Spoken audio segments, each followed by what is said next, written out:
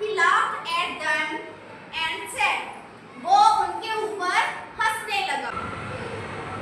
Why are you working in the hot sun instead of singing and dancing with me? उसने बोला कि आप लोग इतनी गर्मी में काम क्यों कर रहे हो? आ जाओ मेरी तरह मेरे साथ डांस करो और सिंगिंग करो. The aunt replied, we are storing food for winter. Ant ने क्या बोला उनको? चींटी ने उन्हें उसको ग्रासहॉपर को बोला कि हम सर्दियों के लिए खाना इकट्ठा कर रहे हैं, तुम भी ऐसा ही करो. The grasshopper laughed. लेकिन वो हंसने लगा. Why worry about winter when I have plenty to eat now? उसने बोला कि मुझे सर्दियों की फिक्र करने की क्या जरूरत है.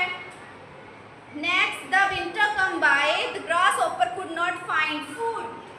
इतने में क्या हुआ कि सर्दियां आ गई. He was shivering.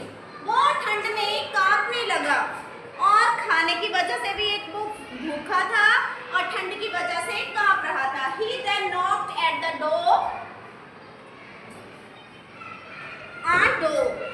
उसने जाकर चींटियों का दरवाजा खटखटाया. Please give me some food.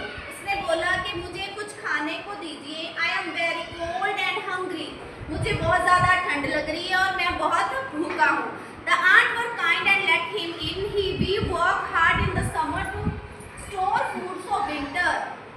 Aunt ने उसको क्या बोला कि हमने गर्मियों में काम करके खाना इकट्ठा करके सर्दियों के लिए रखा था, जबकि तुम while you just laughed at us and were singing and dancing, जबकि तुम हमेशा डांस करते हुए और गाना गाते हुए घूमते रहते थे. इस बात को सुन के वो बहुत निराश हो गया था, लेकिन चींटियों ने उसको खाना दे दिया था.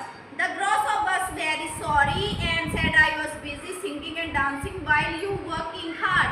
उसने शर्मसार होते हुए ये कहा कि हाँ, जब आप लोग काम करते थे तो मैं गाना गाते हुए डांस करते हुए घूमता रहता था. Today I will dance and sing for you. And they laughed. They all laughed.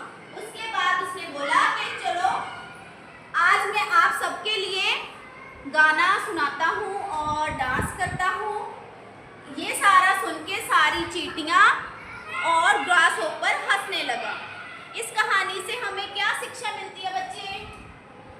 इस कहानी से हमें ये शिक्षा मिलती है कि हमें अपना सारा काम टाइम टेबल के अकॉर्डिंग करना चाहिए कि किस टाइम हमें टीवी देखना है, किस टाइम हमें पढ़ाई करनी है और किस टाइम हमें अपने मम्मी पापा का हाथ बटाना है. थोड़ा थोड़ा सबने अपनी मम्मी पापा की भी जो भी वो आपको काम कहते हैं उस वर्क में उनकी हेल्प करनी है.